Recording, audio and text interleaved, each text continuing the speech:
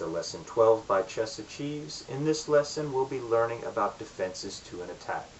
In the previous lessons, we've learned tactics to allow one player to try to gain a material advantage on another. Forks, pins, discoveries are all tools that you can use to try to gain material advantage. But what if you're on the receiving end of one of those situations? Here you're going to want to try to get out of the situation by counter-attacking. In this particular example, the white knight has figured out how to fork the two rooks. One way to get out of this is by counter-attacking and giving check with one of the rooks to the white army. Here the white army is forced to either interpose, which would be a poor move, or move its king out of the way. At the same time, it got out of the fork on the two rooks. So counterattacking is one of the ways which we can get out of check. In this next example of counterattacking, check is not available to the black army. So it could try using one of the tactics on the white army.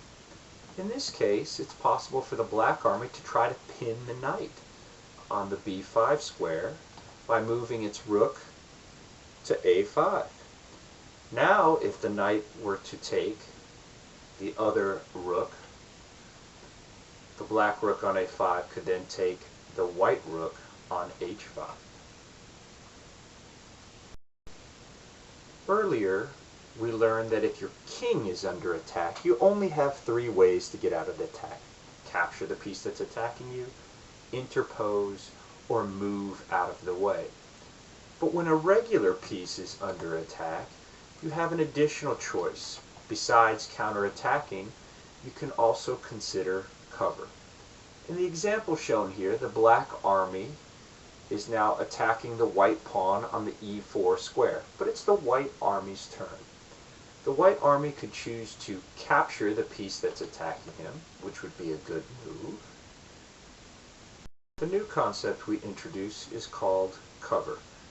Covering is something you cannot do if your king is in check, but you can cover and protect other pieces. For instance, the e4 pawn is under attack, and we could use the d3 move to protect the pawn, such that if the black pawn now takes on e4, the white pawn from d3 can take on e4, allowing the game to continue.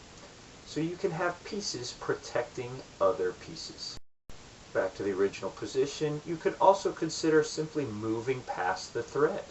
In this particular example, you could just push the pawn past the other pawn.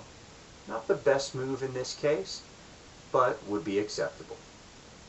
In this example, the black army has pinned the white knight on c3 against the white king on e1. So the bishop, the black bishop, on the b4 square is pinning the white knight. The white army could respond by interposing the bishop to a square that would protect the knight from being captured. If the knight gets captured, then the bishop would then take back. So interposing is another way that you can relieve a pin, a threat coming from your opponent.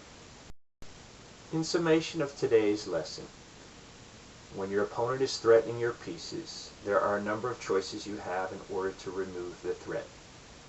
You can try counter-attacking. Counter-attacking with check can often lead to positive results. You can try to capture the piece that's attacking you. You can try to interpose a piece to remove the threat. You can try to cover and protect the piece that's under attack.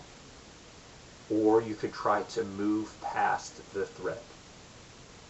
Capture, interpose, cover, and move are the four defenses you have when a regular piece is under attack. The alternative is to try to counter-attack. Consider these things when you're playing your games. Good luck, players.